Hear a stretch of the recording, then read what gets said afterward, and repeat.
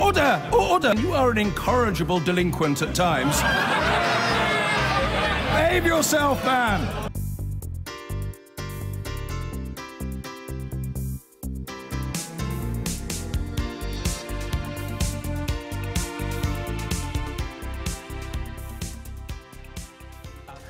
Let's turn now to the man who's been called the people's poet, Benjamin Zephaniah, who, having just turned 60, sorry to remind you of that, is seen by many as a national treasure, but says he's lost none of the anger he had as a young man. Really good to see you here. Good morning. We've heard this phrase again and again, the Windrush generation, this week. It means a lot more to someone like you, someone whose family were part of that generation, than to many others. What, when you hear that phrase, Windrush generation, what do you think of? Pioneers, in a way. People who had really big dreams. My mother didn't come under Windrush itself, she came just after it. But recently I've had to interview my own mother because of my autobiography, and it's really interesting listening to her talking about how what she felt Britain would be like. I mean, a lot of these people came from the Caribbean thinking that people were walking around the streets of Brixton reciting Shakespeare.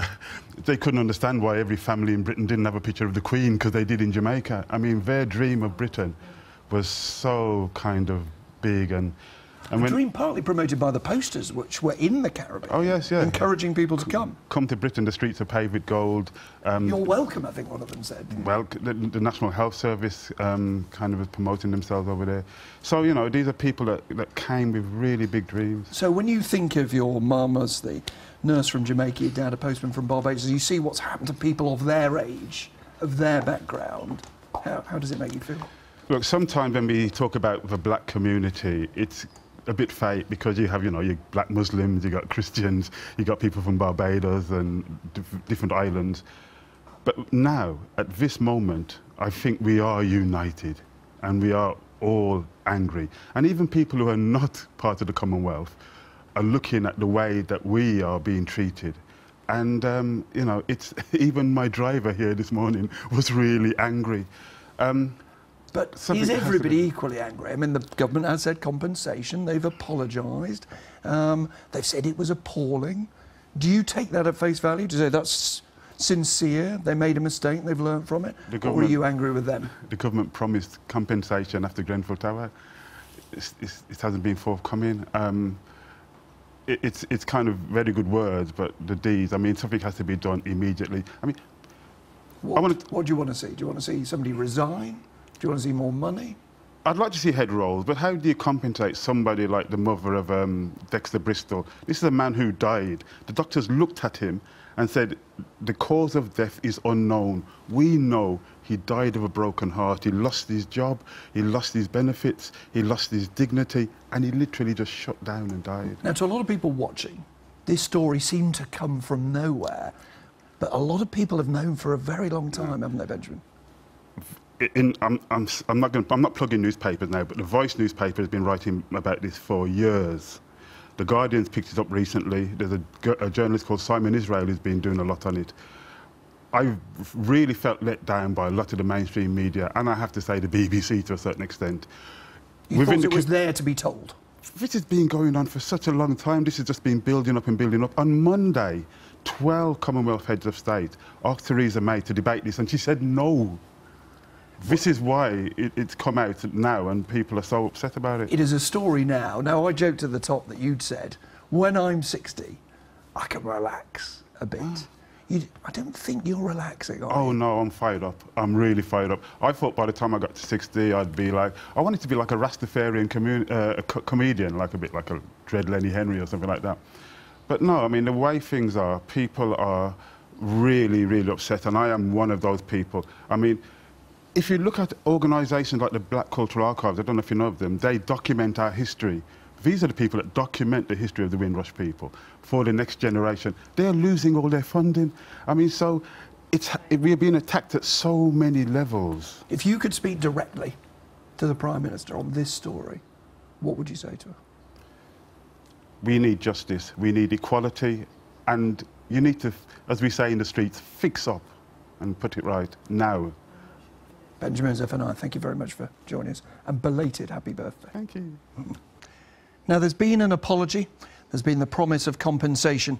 The scandal which has seen people who've lived here for decades lose their jobs, their houses and even their right to live in the country has been described as appalling by the Home Secretary herself. But Labour say that is not good enough. Jeremy Corbyn says there's something rotten at the heart of government. His political neighbour is the Shadow Foreign Secretary Emily Thornberry, who came in to speak to me a little earlier this morning. I think in many ways we're quite old-fashioned. We think that if you're a politician in charge of a department and a department does its job as badly as the Home Office has clearly been doing, then you should resign. That's the way it always used to be. And how much worse can it get? So people have died, people have lost their jobs, they have lost their futures, and people working in the National Health Service all their lives, suddenly they lose their jobs, they're not entitled to even go to the National Health Service. I mean, it could not be worse, and yet the Home Secretary thinks, I can apologise and it'll be all right. Well, it won't be. Amber Rudd must quit. I really think she should quit. Now, is that because you're saying, as Jeremy Corbyn did yesterday, that this was deliberate policy by ministers? And in which case, what is the evidence it was deliberate? OK, so the evidence is, it comes in layers. The first one is that they decided that they had to cut back on immigration to tens of thousands. That's what they said. Now, clearly they can't control and they couldn't control EU migration. So what they had to do was for everybody that wasn't an EU migrant, they had to make it as difficult as possible for them to be able to come into the country or to stay in the country. So that was deliberate. They then talked about having a hostile environment. And that culture is really important. You instill that into the Home Office and you can make all the difference in terms of what the officials think that their job is. You send go-home vans around the place. This was a deliberate policy to make life difficult. And then the icing on the cake was that when they passed the new legislation, which was the legislation where landlords and employers had to check to see whether someone was an illegal immigrant, they consciously took out of the legislation protection for Commonwealth citizens. But when you say deliberate, are you suggesting that ministers wanted people in the so-called Windrush generation, people who came here as kids from the Caribbean, they wanted to send them home? Is that what you're claiming? I'm not saying that. So in that sense, it wasn't deliberate? No. What was deliberate was the hostile environment. What was deliberate was we need to make life hard for migrants. Yeah, who first used that phrase? We are going deliberately for illegal migrants, but if caught up in the wash, legal migrants suffer. Actually, we're quite reckless about that and we don't really care. But you see, twice you've used the phrase hostile environment. It's been used all week. Who first used it? Alan Johnson first used it in a speech. First used by Labour, in government. I'll quote it to you if you like. It was used by the UK Border Agency in February 2010. We are making the UK a hostile environment for those that break our rules. Yes. Under Labour. Yes. And so it's right that we should have rules, and it's right that they should be enforced, and that it should be done fairly, and it should be done fast, and it should be firm. I have no problem with that. Do you have a problem with the words that were used by the Labour Party in government? But to lift that phrasing and to embed it as much as it was, and to strengthen it, and to make it so much sharper and nastier, that was the difference. But you're talking about tone, aren't you? Are you saying that you don't want to see checks when people arrive in hospital for treatment that might cost tens of thousands of pounds? You don't want to see whether they're in fact illegal immigrants.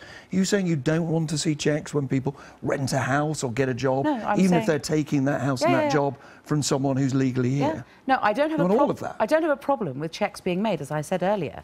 But the step up that was made under Theresa May was to say we need to get migration down to tens of thousands and we have to be hostile.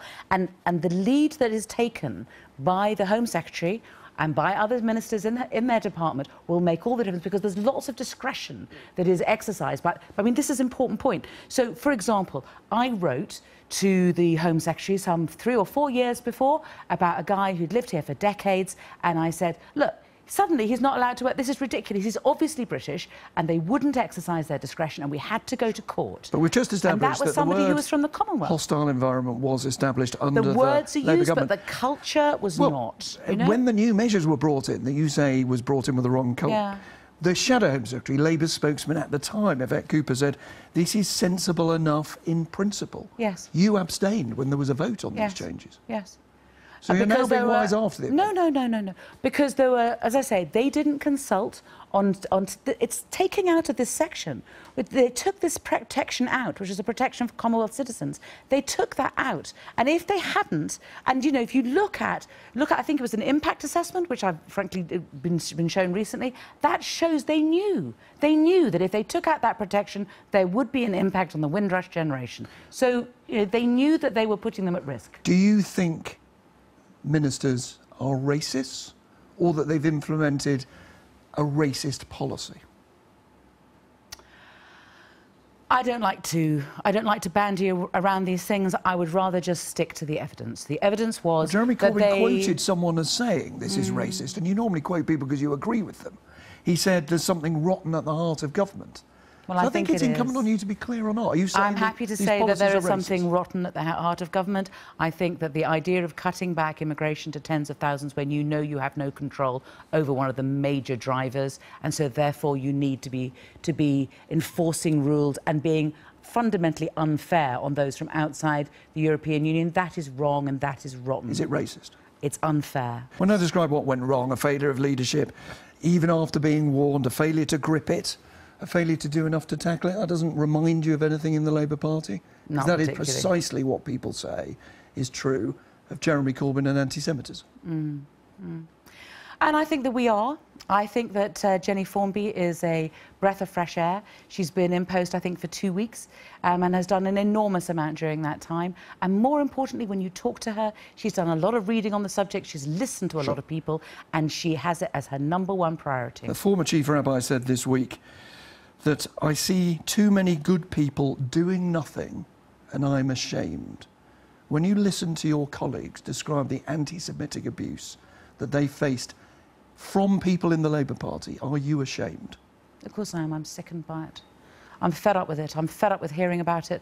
I'm fed up with hearing this dreadful stuff. I'm fed up with meeting people on the street as well. I mean, I think that, you know, this whole issue has been raised and people feel that it's fine to come up and talk to you in the most appalling terms, quite frankly. I spoke to somebody last weekend and I was really shocked to suddenly see the way in which the conversation turned, and she thought that she was supportive of Labour and she thought she was supportive of me, and I had to make it clear that actually that was not acceptable. And yeah, I mean, it's terrible. It's terrible, and we will sort this out. The big thing in Parliament this week is going to be Brexit, big vote on the customs union, or a customs union. Do you think there is now a majority in Parliament that this is where the policy will end up? I think anybody who's looked into this issue over the last year or so has seen that it is quite clear that there is no other place that we can go than to remain in a customs union with the European Union. Nothing else makes sense. Nobody has been able to find an alternative in terms of the Irish border. But also, you know, if we leave the European Union, we leave the customs union and we don't have anything to replace it with, we suddenly, when we leave, are going to have to make not just new deals with countries across the world for free trade, but also all the other ones that Europe had made until that point. I mean, it's just not possible. There is a time when you have to say, let's be pragmatic about this. This isn't going to work. This is the only way forward. Now, your colleague, Shadow Chancellor, John McDonnell, said something intriguing this week. Said that you still haven't ruled out a second referendum. Is your message to people who want another vote? Patrick Stewart was in that chair last week. Is your message, look, if you shift the public, Labour is willing to shift as well? Our position is that there has been a referendum and we do as instructed. And so, Although we can... You've said that, but he said something different. Yeah. John McDonnell said we're open to I have to begin with that, and I have to begin by making that clear. And what comes from that logically is clearly that if public opinion changed and 90% of the public or 85% of the public were suddenly in favour of remaining in the European Union, then equally the argument goes both ways. So shift the public and Labour are ready to shift. We're Democrats and we do as we're told. Okay. Now, at the moment, it is quite clear that the public want us to leave, and we will do it. And they can trust us, and we will leave the European Union, but we will do it in a sensible way. One last question. You were on Question Time just a few days ago, and you were jeered by quite a large part of the audience when you said that the reason the weapons inspectors had not got into Syria, particularly into that town of Douma, was because of red tape. Yeah. That was the Russian explanation. Do you regret using it? What I was trying to explain was that there is a certain amount of red tape that the OPCW needs to go through. So what happens is when they arrive in a country, there then has to be a forward group that goes and looks at whether or not it's safe in an area for the OPCW to go over. So the OPCW have to wait for them. And then there was a lot of toing and froing about whether or not it was sufficiently safe for them to move in. And so that was the red tape that I was talking about. I was talking about red tape and safety, and that was the reason that there had been a delay. Let me put it to you why I think people jeered. There are people who believe that Labour always gives the Kremlin the benefit of the doubt. Right. Do you worry about that? Well, we don't. So I don't. I mean, You understand that there are people well, who there are people who think that Jeremy evidence... Corbyn's a Czech spy. I mean, come on, No, you know. hold on. This is about people on your own side sometimes who say, is there evidence of chemical weapons? Jeremy Corbyn says there isn't, or he's not sure. Should the inspectors go in? He says, and you say, well, it's red tape that's stopping them. And so again and again, people sometimes standing up on your own benches in the House of Commons say, you give Russia the benefit of the doubt. I think what we're trying to do is we're trying to say, particularly in relation to Syria and this chemical attack, that we need to have evidence that will be accepted internationally, whatever we may think personally. I think personally that Assad used chemical weapons against his people, and I think that he did that recently, and I want him to be prosecuted. But that cannot happen unless we get evidence which the international community will accept. I want us to have a case that stacks up because I want action. Emily Thornberry, thanks for joining us. Not at all. Now, sometimes the label or the hashtag that a story becomes known by can mask what it's really all about. The Windrush scandal is not simply about the generation who came here as kids from the Caribbean. It is why we've become a country that denies healthcare, denies jobs and housing to people who've grown up and spent their whole adult lives here, and in a country which even threatens to deport those people. The Justice Secretary, David Gauke, is here. Good morning, and thank you for coming in. Thank you. Do you feel ashamed of what has happened? Yes, I mean, it's wrong what has happened. It should not have happened. And it's right that we apologise. And these are people who are British citizens. They've been here for the overwhelming majority of their lives. They are not illegal migrants. They came here legally, they've been here legally, and it's wrong what has happened, and we do need to take steps to address it. The question then is, what are you and what are ministers, what are the Prime Minister actually sorry for? Are you sorry for policies set by politicians, or are you sorry for the way officials implemented policies? Well, I think when it comes to the policies, it is right that we take illegal immigration seriously. Of course, you know, I stress we are not talking about illegal immigrants in the Windrush case, but it is right that we take that seriously, and I think it's perfectly reasonable to, for example, want to ensure then that when providing public services, they are being provided to people who are entitled to them, and it's perfectly reasonable. Well, there were warnings at the time when this change was brought in. Very popular change. You should have to show that you're really a British citizen before you can get healthcare and a house or a flat. And indeed a job. But Diane Abbott said in 2014, and she put it to Theresa May directly in the House of Commons, has she given no thought to the effect that her measures that are designed to crack down on illegal immigrants could have on people who are British nationals but appear as if they might be immigrants? Ministers were warned.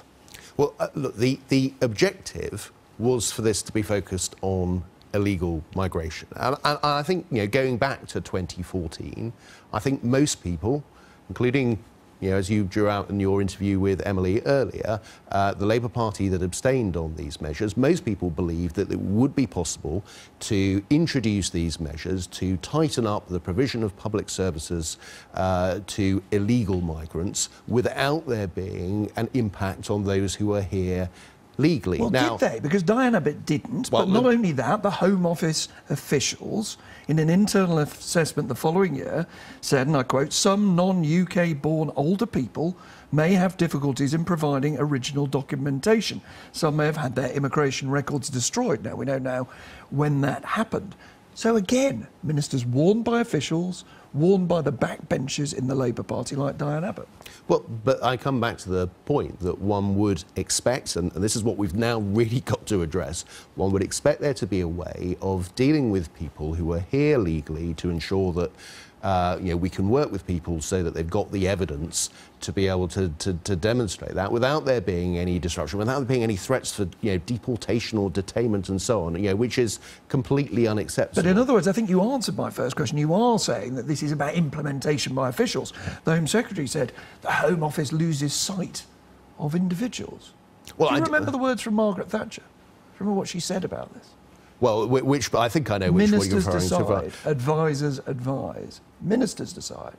Yes, but I think when it comes down to policy, and again, come back to your interview with Emily, I thought what was quite striking is that she actually said that when it came to much of the policy in this area, that she didn't particularly have a problem, that it is right that we test these things. Now, it must be possible to implement that in a way that does not draw in innocent victims in the way that we have seen. So ministers are apologising, I want to be clear about this, for the way some officials implemented a policy that you think is perfectly reasonable. Well, I think in terms of, as I say, checking to ensure that public services, that employment tests and so on, that we do check to find out who is here illegally, but it needs to be done in such a way as to ensure that those who are here legally are not put through what we have to accept they have been put through. I'm just not sure who's sorry for way. what. I want to play you something that Theresa May said in the past in this sort of situation. She was speaking on Question Time back in 2004. I'm actually sick and tired of government ministers in this Labour government who simply blame other people when something goes wrong and are not willing to take responsibility for what is happening under this government and their decisions. Ministers who blame other people. Shouldn't Theresa May, shouldn't Amber Rudd listen to those words, and shouldn't a politician quit and not just apologise? I think it is right that both the Home Secretary and the Prime Minister have apologised for this, that we have put in place, we've got a new team in place, we've got a hotline that is available to people to contact, that Home Office officials are working with the individuals who have been affected on this, helping to ensure that they have got the evidence that they need so that they are not in any way adversely affected. And I think that is the right approach. The Home Secretary should not quit. You are back here to stay in her job. Absolutely, because when it comes down to it, the central policy is right, but clearly there have been very significant failures in terms of how this has been implemented, and it's right that we address that. Amber Rudd wanted to tighten the policy. We saw a leaked memo only the other day in which she was boasting in a private memo to Theresa May. She wanted to deport more people. She wanted the policies to have more teeth. So aren't people entitled to ask, have ministers learnt anything from this? Now, I think, come back to, actually, you have to look at precisely what we're talking about here. And when it comes to those who are illegal, and I want, stress again, that's not what we're talking about with the Windrush generation, but those who should not be here. If we want to have a sustainable immigration system that has public support, it's right that we address that. I want to move on to what you think the remedy is, but just briefly, when you heard Theresa May talking on Question Time there, I'm sick and tired of government ministers who simply blame other people when things go wrong. Did you not think, yeah, that's right?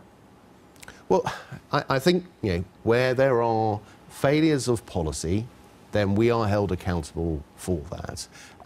Where there are failures in terms of implementation, then yes, of course we are held to account. But I don't believe in these circumstances that the route that Emily is setting out is right. You think there's a failure of implementation. Now, moving on, you've talked about what the government's going to do. There's been a promise of compensation. Mm-hmm. How do you compensate someone for missing cancer treatment or missing a relative's funeral because they're trapped and can't travel?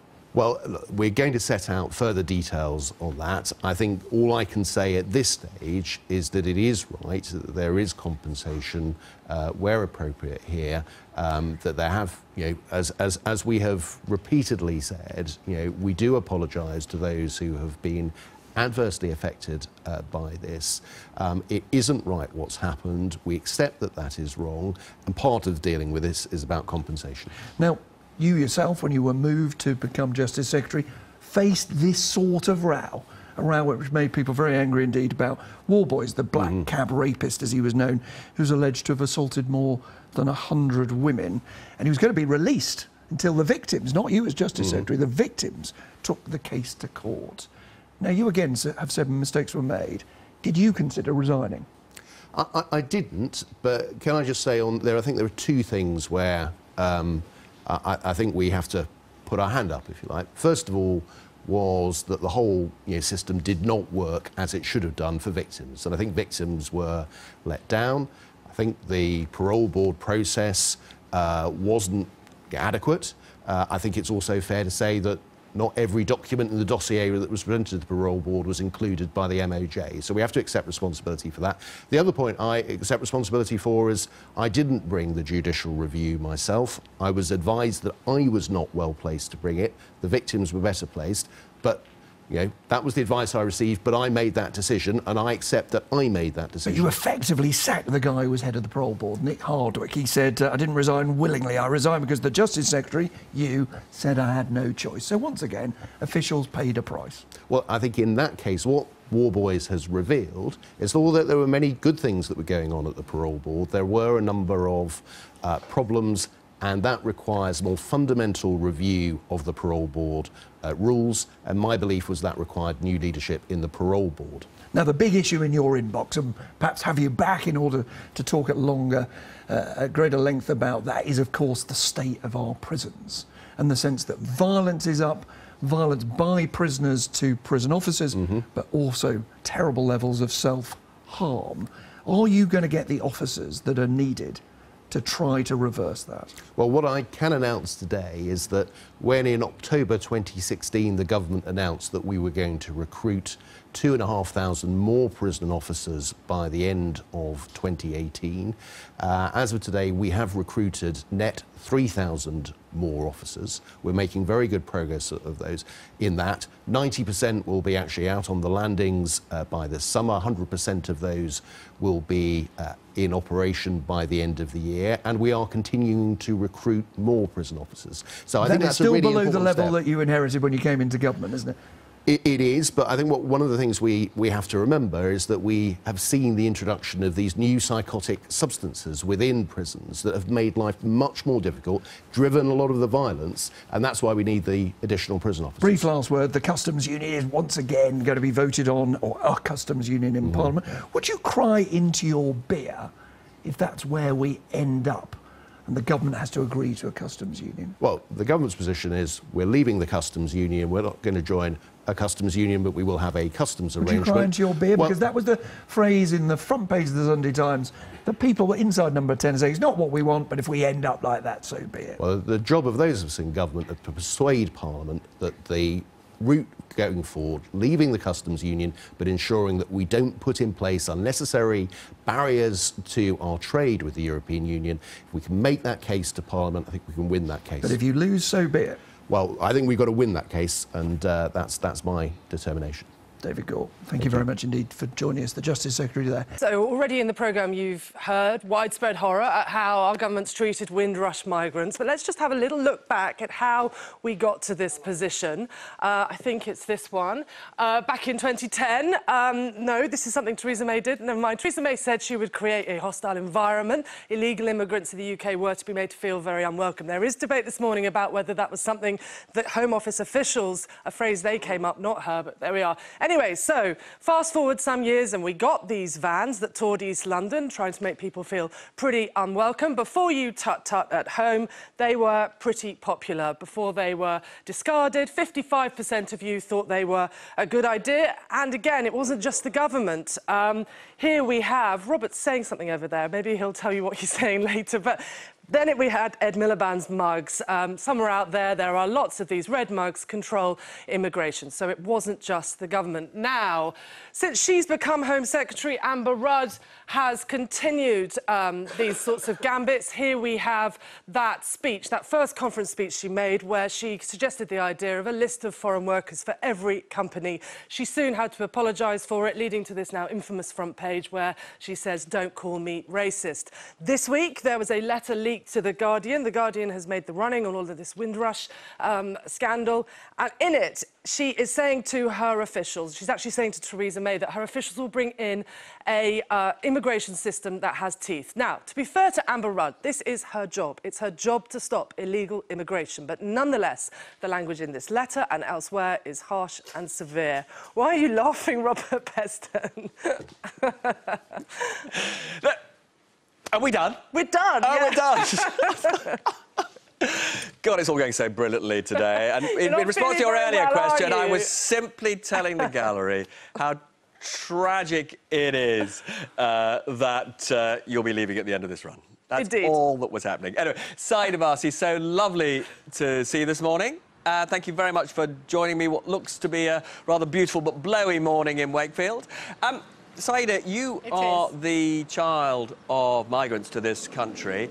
How horrified were you as you began to see those reports of the Windrush children being treated so appallingly as they attempted to prove that they are legitimate citizens? Well, another time, another place, Robert, and it could have been my family. My grandfather arrived here in the 50s and my parents arrived here in the 60s. And I know, growing up, the paranoia that they had about paperwork and passports. And I think that came from a deep-rooted concern, amongst other things, from the rhetoric that we're hearing from the likes of Enoch Powell, that there may come a day when they would be told to leave. And I think 50 years on, it's tragic that that very scenario that so many migrants and descendants of migrants lived with fear of came true during the Windrush tragedy. Who or what do you hold to blame for this debacle? I think we're all responsible, including, I would hold myself responsible as part of a government during 2010 and 2014 where these changes in immigration laws were brought about. But it started long before that. Unfortunately, I just wondered whether at the time the climate of were given advice about the possible implications for, you know, as I say, families like your own. Yeah, the debate and discussion around immigration, certainly during the coalition years, was very strong around the cabinet table. And it wasn't just along the lines of the Liberal Democrats and the Conservatives. Many of the Conservatives around that table, many of my colleagues were some of the harshest critics of what was being done in the name of more controlled immigration. And those debates didn't just focus around what we're dealing with now, but also around, for example, student numbers and visitor applications and trade applications. So there was a much broader debate. I think what happened, unfortunately, during those years and has continued is that we had an unhealthy obsession with numbers. We were wedded to unrealistic targets which we still haven't met, unfortunately, a decade on, and yet we continue to remain wedded to these targets. And what ended up happening was that we ended up with an attitude of, I think, indifference to what could have been the unintended consequences that we're now seeing of the policy that we were then implementing. But I think rather than just looking back at this moment in time and calling for resignations, what I want and what I welcome really is, first of all, the apologies.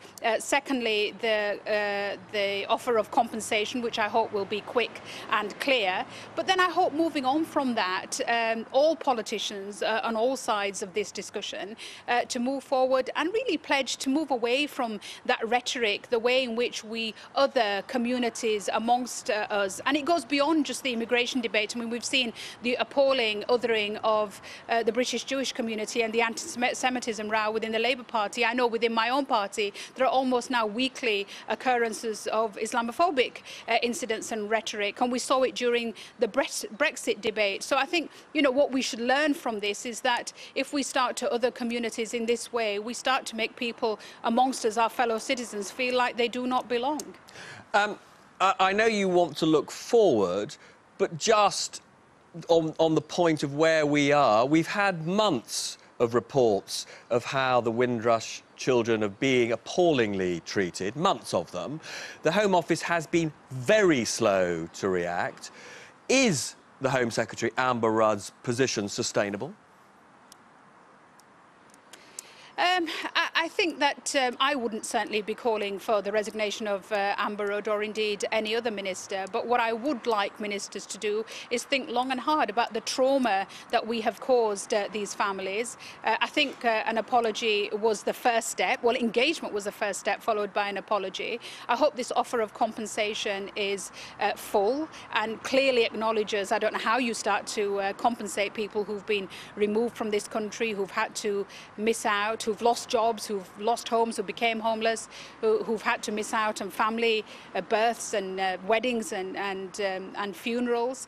So I really hope that this is a sincere commitment from the government. But I also hope it's a moment for us all to reflect. I think too often, both within the Labour Party and the Conservative Party, we've been too quick to pander to headlines in certain newspapers, favourable headlines in certain newspapers, and certainly during the 2015 and 2017 election, both parties were strongly courting and trying to win back the old UKIP vote.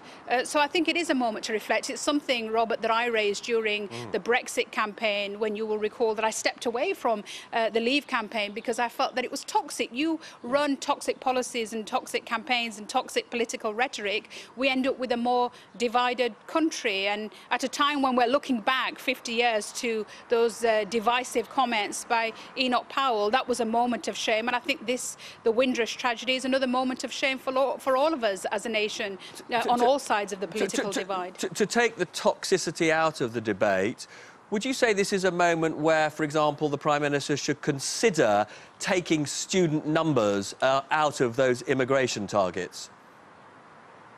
Absolutely, they make no sense. It's an argument I've made over a number of years, an argument that many Conservative colleagues have been making for a number of years. But I would go beyond that. Look, we have an unrealistic target, which has no evidential base, which has, despite being in place now for nearly a decade, has simply not been met.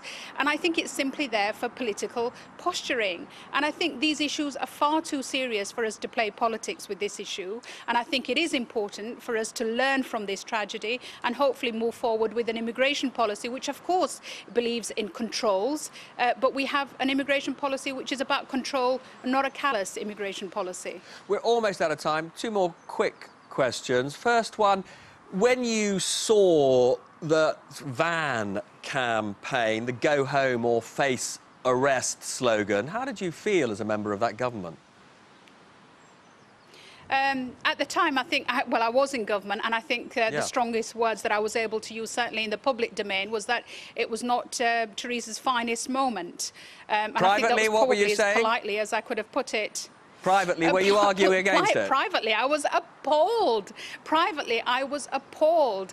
I mean, this sense of going home. Like I said, you know, my parents' generation lived with this fear. I remember growing up in the 70s where Mum and Dad would often talk about, well, there will come a time when we will be asked to leave, we will be asked to go home. And I would just simply laugh at this suggestion that anything would, you know, I said, look, you know, we're moving, certainly in the 80s, we're moving in the right direction. This is something that couldn't even possibly be part of our political rhetoric. And I think year after year, over the last few years, I'm shocked that the kind of thing that I thought would never reappear in British politics has started to do so. And that's why we all have a responsibility to move beyond this simple... And finally, and I'm sorry, we are almost out of time, the Syria bombing actually now feels a world away, although it was only just over a week ago.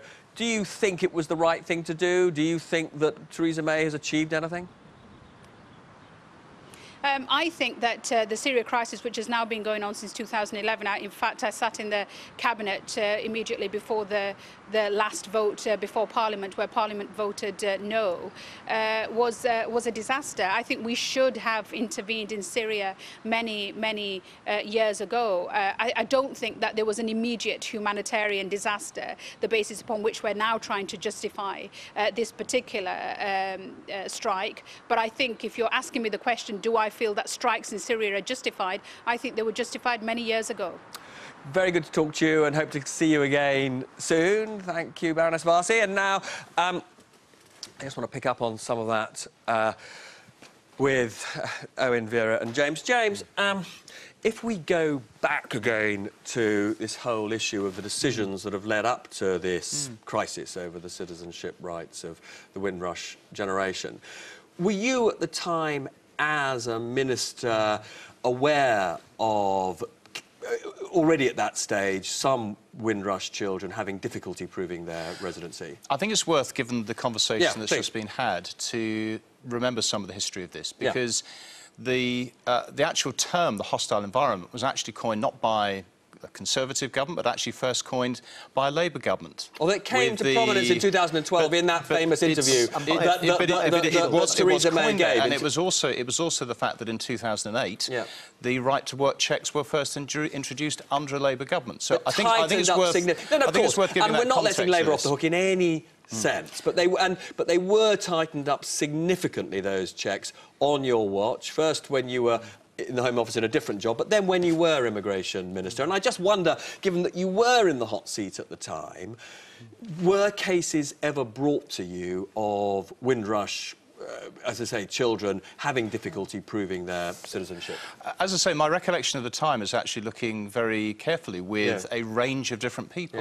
As I mentioned earlier on, where we did engage with all sorts of charities, organisations, when we were looking at some of the right-to-rent checks, to try and sort of ensure that things were as carefully and appropriately done as possible. Why it was actually initially piloted in the West Midlands before it was introduced more widely. And so I look back on that time on that basis, and certainly we did, as a Home Office, look compassionately over a number of individual cases. I certainly reflect on that during that time. I mean, it's only and I'm not trying to ambush you, it's only that The Guardian have passed to us a sort of letter from, indeed, a Windrush citizen or Windrush individual, and it's a letter from you to them, essentially saying they haven't got the right documents and therefore they can't stay. I obviously can't comment on something I've not seen before this programme, Robert. But all I know is that we did look carefully at a number of individual cases that I know came across my desk at times, not necessarily whether it's Windrush, but more generally, as you do. And you try to make the right decisions. It is about being firm but fair. And I think that's the issue that has been striking for me. Fairness is important, and you've just heard Saida say how horrified she was by that slogan on the vans. You were part of the Home Office at the time. Don't you feel a sense of shame about that now? Well, I think when I obviously wasn't Immigration Minister when that was being introduced, but as the Prime Minister has said, and at the time, this was too blunt an instrument. It was something that was initially piloted, but clearly was too blunt. And I think it is. Yes, we do need to deal with illegal immigration. I think that is, very clearly the responsibility of the government to take those steps. That is not what we're talking about here with the Windrush generation. They are legal, they are lawful, they are part of us, they are British, and therefore it's how we ensure that we deal with this through compensation, through actually ensuring that they do have all of that support and reassurance that they need, because that's what they deserve. I mean, there are some in your party, Owen, who hold actually Ed Miliband responsible for part of the failure to stand up to the rhetoric of hostile environments, because he did seem on a number of occasions rather equivocal in the immigration debate. Well, I think Saida Vazi nailed it there. And I said earlier on, I think the Labour Party wasn't strong enough in standing up to some of this stuff. It was completely driven by politics. There was a widespread view that you had to be tough on immigration. And the Tories set that ludicrous target, the reducing immigration to the tens of thousands, because they thought there was electoral advantage in it. And then they introduced ever more draconian measures, such as the vans touring London, and in part that was about trying to almost get a rise out of Labour in order to paint Labour as weak on immigration versus them being tough on immigration. And did we respond to that properly, and did we actually call it out sufficiently? No, I don't think we did. And it ends up, unfortunately, with an indifferent culture and these sorts of terrible unintended consequences. Vera. We've got to reflect on it and not I get believe it a blame wrong game again. of who is more to blame is not at all very good. I don't think there's any choice about that. I mean, the Tories are in power. They're to blame for The language that we have created, that both parties have created around immigration, has been toxic. And I don't want to look backwards, I want to move forwards. If this is a moment where actually we are reflecting on what we have created in terms of a hostile environment, in fact, across the country around immigration, then that would be something that means But Vera, millions forward. of British people undoubtedly have concerns about immigration. So how do you meet those concerns without wreaking injustices on large numbers of people who have every right to be here? I think it has gone completely out of proportion. I do recognise the concerns people have around immigration and the eroding of their communities or the loss of their jobs. We can address these problems without doing what Saida has called othering people. I think it is important that we stop doing this us and them rhetoric, and this is a moment where we can do that. I mean, we need immigration in this country. We've always needed immigration. We still need immigration. Our health service wouldn't run without immigration. It was impossible for the Tories to get numbers down to the tens of thousands when they didn't control immigration from within the EU. There's so much more to pick up on all of this. Welcome back. Labour has called for the Home Secretary, Amber Rudd, to consider her position over the government's handling of Windrush migrants. To discuss that and much else, joining me now, the Shadow Women and Equality Secretary, Dawn Butler. Ms Butler, very good morning to you. Lovely to see you again. Can we start with the Stephen Lawrence case? And I asked a similar question to Baroness Scotland not that long ago. 25 years on from his death, how has the United Kingdom as a country dealt with racism in your view? Well, you do wonder the lessons that have been learnt since the racist murder of Stephen Lawrence and what his family have been through and are still going through. Obviously, we have come some way in regards to race relations, but there's still a lot more to learn. And when you think about, for instance, this week, I wrote to the Prime Minister in regards to one of her members of Parliament using the N-word, which Stephen's murderers branded about quite easily.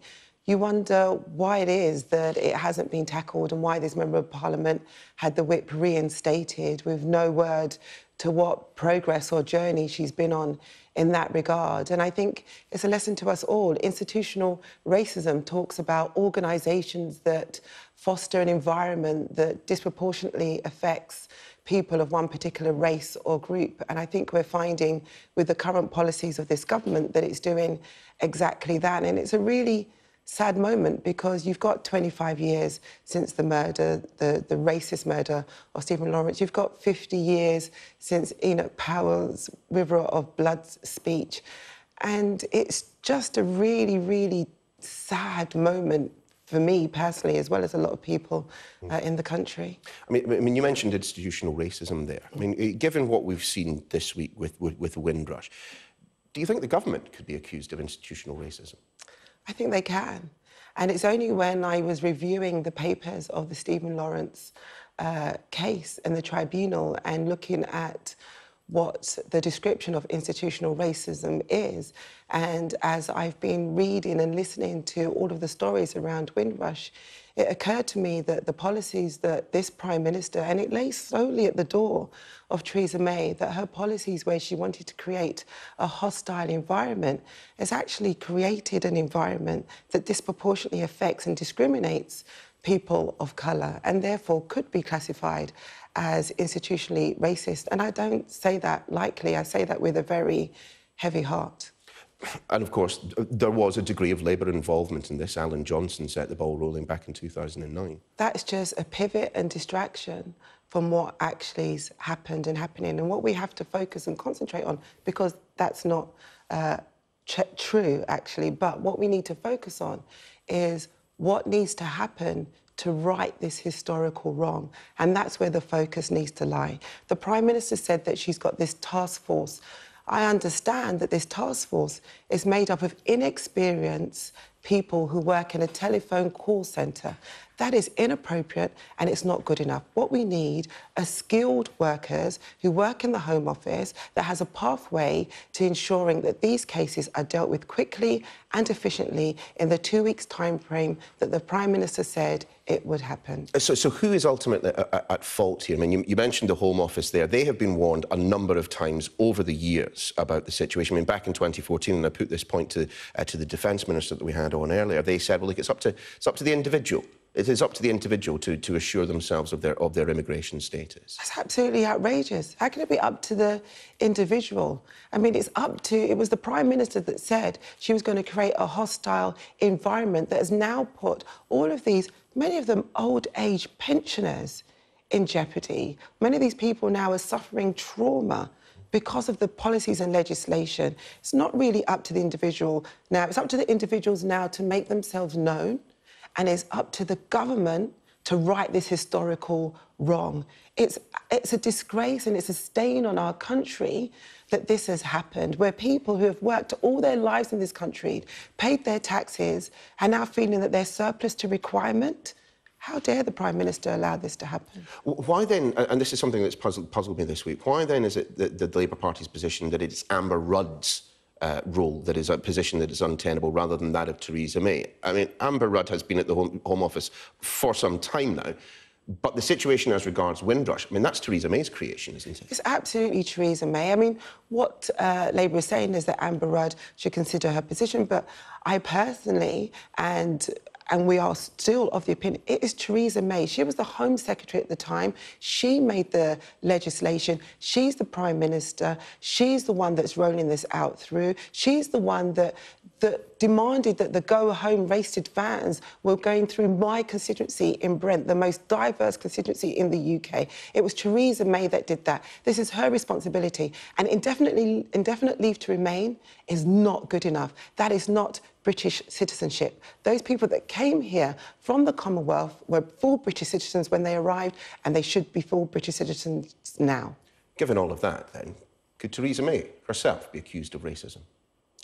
Yes, she is the leader. She's presiding over legislation that are discriminating against a whole group of people who came from the Commonwealth, who suffered racism when they came over. There are no blacks, no Irish, no dogs. And now they're having to relive that trauma all over again because of Theresa May.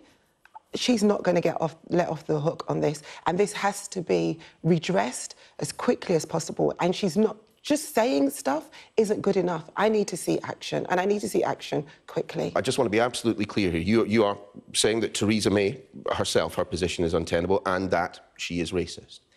In my own personal opinion, and I'm speaking as myself as Dawn Butler, the daughter of Jamaican parents, I'm saying that Theresa May's presided over racist legislation that has discriminated against a whole generation of people from the Commonwealth. Her policies that she has implemented have disproportionately affected people from the Commonwealth and people of colour. And therefore, if you look at what institutional racism is, that's what her policies are currently delivering. So Theresa May has to not only reconsider her position, but she has to reconsider her policies. And an apology is not good enough. Part of the reason that we are focusing so much on Windrush is, of course, that Commonwealth Heads of Government meeting that took place this week. Should Britain be doing more in its kind of leading role within the Commonwealth to try and push forward on dealing with the criminalisation of homosexuality, which exists in a majority of nations that make up the Commonwealth? Of course. The part of being part of the Commonwealth and part of leading and chairing the Commonwealth and the heads of government is to say these are the progressive policies that we need to develop a country, a global world that's better for everybody. And so, of course, that should be something that we'll be putting forward and should be putting forward. The same with capital punishment, which is something that needs to be discussed around the country and around the globe. And the UK should be leading on those issues. I just wonder then what you make of the proposals coming from the Health and Social Care Secretary, Jeremy Hunt, today about giving Facebook, Twitter et al., a week to get their house in order. I mean, if you're looking for a cesspit of abuse, you only need to dip your toe into social media these days. What do you make of his proposed legislation? Yeah, absolutely. We've been talking about social media for a very long time. For a number of years, there was a campaign led by Labour politicians. Actually, it was cross-party in regards to reclaiming the internet and ensuring that social media groups are accountable and that they act quickly and swiftly when abuse takes place on their platform. It hasn't been done. The government hasn't been forthright or progressive in regards to having it done. I'm glad that Jeremy Hunt has come up with that now because it is linked to mental health. But I'm sorry, I think as a distraction from them dealing with the Windrush crisis and fiasco. It's good, but we've been calling for it for years, and it's a distraction. And I'm not about to get distraction until I am certain that this is going to be dealt with in the right way. And currently, it isn't. Dawn Butler, many thanks for joining us. Thank you. Now, the scandal of the Windrush generation has brought into focus the government's wider approach to immigration status. So we've been looking at a different group of people. It's estimated there are about 120,000 children who've grown up in the UK, but who don't have citizenship or residency, even though they may well have the right to be in the UK. Without a confirmed status, these people, many of whom were born here, could face the threat of deportation. And Ellie Price has been finding out more.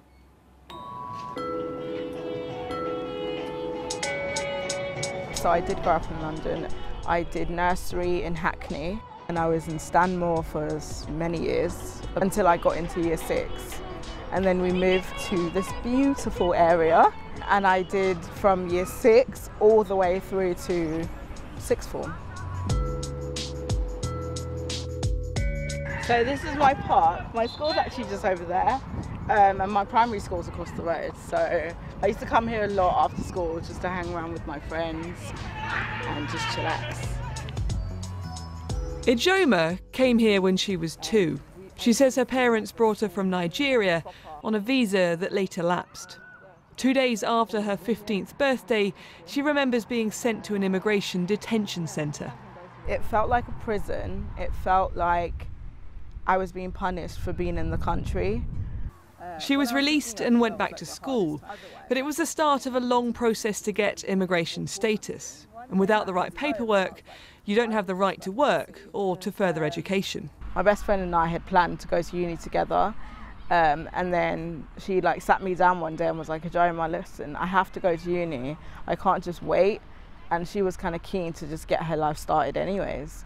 And she graduated last year, so even though I'm happy for her, I'm just like, I could have been graduating the same time as you, but I haven't even started going to uni yet, so. At 23, Ijoma now has temporary right to remain, but there are an estimated 120,000 children and young people who are described as undocumented. They don't have any formal immigration status, even though they may well have the right to be in the UK.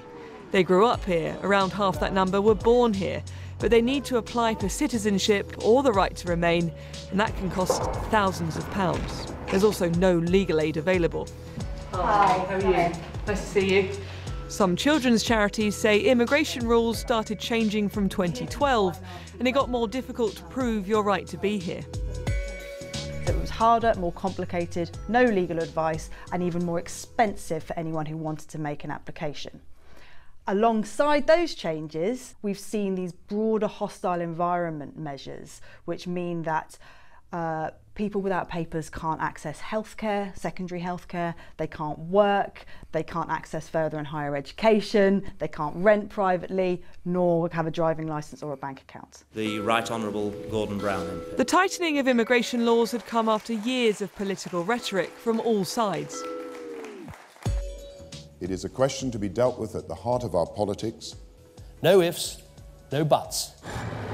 The government of the day said it would react to a prevailing public opinion that illegal immigration had got out of hand. This is not just about making the UK a more hostile place for illegal migrants, it is also about fairness. And there was evidence that the approach had led some illegal immigrants to self-deport. So supporters say, to some extent, it worked. I think virtually everybody in Britain is in favour of bearing down on illegal immigration. I mean, who's in favour of illegal immigration? But people often are very squeamish about the means. And he thinks there's a simple solution for those who find themselves in immigration limbo. In 5 or 10 years' time, a lot of these anomalous cases won't arise because everybody will either have an ID card or some kind of unique digital citizen identity. This is Ijoma when she was a toddler, already living in Britain. Despite having grown up here, the rules say she'll have to keep reapplying for the right to remain for 10 years. Only after that could it be granted indefinitely. You feel pretty British. Yeah, completely, through and through. Maybe if you cut me open, my veins will run red, blue and white. Yeah, definitely feel British. Well, listening to that was the Defence Minister, Tobias Ellwood, who's here in the studio with me. Is it fair for young people like we saw in the film there to have to go through this lengthy and often very expensive process to prove that they do have a right to be in the UK? No, it's unacceptable. There's no way we can avoid this. Let's put our hand up and say that we, and successive governments have got this wrong, and this absolutely must change. We won't, unfortunately, more stories like this will emerge as time goes on, and we need to correct it. We need to make sure that this task force that's been set up in the Home Office can make sure that people can step forward, call up the number 0800 678 1925 and get their cases looked into. I don't want to hear stories like this again. Nobody does. And it's gone back a number of years. So I'm pleased that we're taking action now, but it is very late in the day. That's very critical of the policy that has been going on for years. So who is to blame for this? Officials who've been enacting the policy that they were told to by politicians, or the politicians who set it, of whatever party? Well, a series of bureaucratic errors have taken place. Our focus now is to make sure that we correct those errors. We will see leaders who set the culture in which these bureaucratic decisions are made, isn't it? Well, your story, I think, your report introduced two aspects of this. There's the Windrush generation that are absolutely part of Britain. They were invited here to help us rebuild our country after the Second World War, and that's so important. They are actually part of the fabric of the community now. But we've also had a growing challenge with illegal immigration. The Sangatte developed in near Calais because we were seen as an easy touch. And the nation didn't want this. I think the people saw our taxpayers' money going into people that didn't deserve to have it. And people were coming here for the wrong reasons. You've just been saying the policy is going to have to change. So not just the Windrush generation, but anybody else who has the right to be here but doesn't have the correct documentation. The right to be here. Isn't penalised for it. And isn't put through a punitive process in order to prove they have the right to be here. But yet you're still talking about cracking down on illegal immigration. It's very difficult to manage the two, is it not? It shouldn't be difficult, and that's what we do need to solve. That those people who are genuinely here, have been invited here, are Britons, absolutely should not go through the stories that we're seeing at the moment. And that's why we're seeing not only just the task force set up, we're seeing the Prime Minister speak of compensation. I believe there'll be more statements made in the House next week. This was very much the big story last week as well. The Prime Minister took the opportunity with the Commonwealth Summit here to explain the situation to the Prime Ministers of the Caribbean. But I'll put my hand up again and say this should not have happened. But let us not digress from the challenge that is still there of dealing with illegal immigration, which needs to be recognised. Now, you've set up a task force and a phone line, as you mentioned there, in order to help people who find themselves in this situation. Well, the Joint Council for the Welfare of Immigrants have told us that they know people who've called that up and been given information which is quite simply wrong, that the phone line is not fit for purpose, that people have called up and been told certain countries are not even members of the Commonwealth when they are. So even in attempting to right the wrongs here, the government doesn't seem able to do it correctly. Well, the phone line has just been established. The task force has just been created. The Prime Minister came to answer on this in Prime Minister's questions. Amber Rudd spoke last week in the House. As I say, I think there'll be further statements that are imminent. So I hope these problems can be resolved. There's a crisis of trust here in whether or not the Home Office can actually responsibly make these decisions about who is and is not allowed to be here. And if the task force itself and the phone line are not fit for purpose and giving people information which is just simply wrong, that's not going to rebuild any trust in the Home Office. Those are your words. It's just been established. I think we should allow time for it to get established. Our focus is into making sure that we look after those people that at the moment are in the hundreds, but it could grow, absolutely right. And if it isn't working as it should be, I'm sure that the Home Secretary and the Prime Minister will address this. Now, you are a Defence Minister, obviously, and the other big story at the beginning of the week was the action that was taken in Syria. Do you agree with President Trump that it's mission accomplished? Well, what is the mission? The mission was to hold Assad to account. You had somebody using chemical weapons that shouldn't have done so. You had a country bombing its own people. We went to the United Nations 6 times, and Russia, that's looking after Assad, said, I'm going to protect you. So that's when we stepped in, along with our allies, and said, enough is enough. I'm really sorry we didn't do the same back in August 2013. And did you really do enough this time? I mean, the UK fired 8 missiles at Syria as part of a larger action, obviously. Do you really believe that the action that was taken will stop President Assad from using chemical weapons against his own people in future? We must take a stand. Which nations are capable, are competent, are able to take a stand to this sort of action? We, France, the United States, are those countries. Now, I should say that whilst we fired 8 missiles, I won't go into the detail, but the operational collaboration and coordination between our nations was absolutely incredible. It takes a number of days to get the assets into place, to make sure your targeting is accurate and to make sure that you hit the right thing. This was done and it was successful. But your point, the wider point is, will this change behaviour? Of course, we don't know that. The best organisation, person, country to do that is Russia and Putin. And again, we find that wanting. Lord Richards, a former chief of the Defence Staff, who I'm sure you know well, said this weekend he described the action as minimalism. He said not quite tokenism, but definitely minimalism. He doesn't think that it really will do enough to change Assad's behaviour and says it was a lost opportunity to change the course of the war. Well, the lost opportunity, as I hinted at, was back in August 2013, when we did go to Parliament for vote, and they denied the opportunity. That gave Russia the green light to say, this is my backyard, nobody else is interested. The UN then couldn't pursue peace talks, and Assad was then able to continue on, as he's done, using chemical weapons. So given that situation, why take action that the former defence chief is describing as minimalism? It has to be legal. Now, you know, I have a lot of respect for Lord Richards, General Richards, but the three criteria are: is Assad, or the aggressor, causing suffering, humanitarian suffering? Have all diplomatic avenues been exhausted? Yes, 6 times we tried, 6 times the veto. Thirdly, can you actually cause a strike, a minimalist strike, which can also limit suffering? And we did that by hitting chemical weapons factories, not targeting, let's say, palaces or parliament buildings and so forth. If this happens again, then absolutely we should be prepared to step forward again. But I also make the valid point, because the question is, should we have asked for permission, sought permission from Parliament? We had that debate on Monday, and the overall view from everybody in the House, bar the person sitting on the front bench opposite, Jeremy Corbyn, was supportive of the Prime Minister's actions. Some of them weren't supportive of the idea of doing it without having come to the House first, but setting that aside, I mean, you've made very clear you'd take action again if there was another chemical weapons attack. But of course, hundreds of thousands of people are being killed in Syria by conventional weapons, and the government seems to think there's nothing that can be done about that. But Lord Richards again was saying it was time to go in and stop Assad from being allowed to take Idlib, and that there was a humanitarian catastrophe about to happen there. Will the government intervene if chemical weapons haven't been used, only conventional ones? Well, it's just not just Idlib. There's another city at the very, very south called Dara as well. These will now be the focus of Assad. Again, because that's what he wants to do. He wants to mop up the entire country for his regime, opposing that on Daesh on the other side.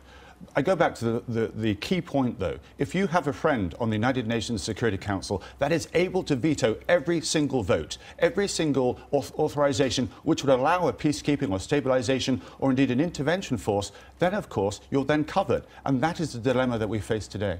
Well, Tobias Elwood, thank you very much for coming in to talk to us about that.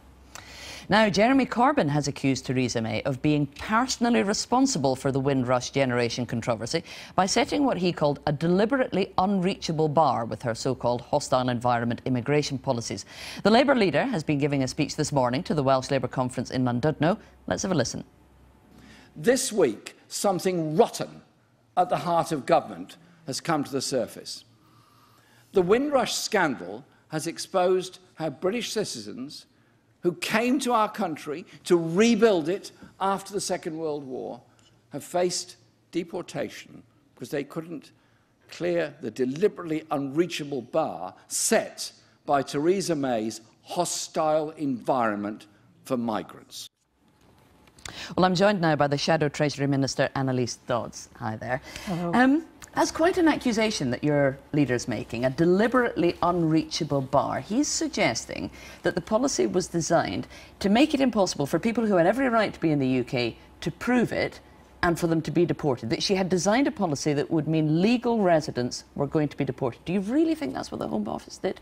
Well, that's been the implication of exactly what has happened, and it's been very interesting to hear some of the testimony of people who used to work in the Home Office, in fact many of whom have left that department because they were concerned about what was developing, and who have laid some of the blame for this quite squarely at that change in policy, the fact that in 2014 we had the removal of protections for Commonwealth migrants from deportation that was in the 99 Act, but also that we had the creation of this hostile environment which was then intensified in 2016. And certainly my constituents are saying to me they're very, very concerned about this because they're seeing a Home Office that seems to be very, very arbitrary, that doesn't seem to be holding to the rules that we would expect for a British Home Office. So under those circumstances, do you hold the Prime Minister responsible for this? And if so, do you think she should resign? Some of your colleagues have been calling for Amber Rudd to resign, but I mean, it seems you're pinning this personally on the Prime Minister.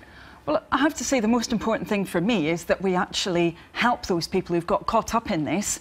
We need to learn in the long run about who was responsible, exactly what they did and why. And as I say, it does seem like the evidence so far is certainly pointing at that change in policy, especially that came in from 2013-14 onwards. But the most important thing right now is for the Home Office to have a proper plan, and they don't have a proper plan. They, at the moment, are being very, very reactive, so it's a question of people approaching them, you know, for example, MPs, being contacted and then passing that on, which I have done as a Member of Parliament. But they're not, it seems to me anyway, I haven't got any of this flavour from the discussions, they don't seem to be reaching out to people who might have been already deported, to those countries where people might have got stuck if they'd gone for, you know, one last visit to their relatives in the Caribbean, and then tried to get back into the UK and not being able to do that. They don't seem to be reaching out to those people and having a proper plan around that, and they need to have one.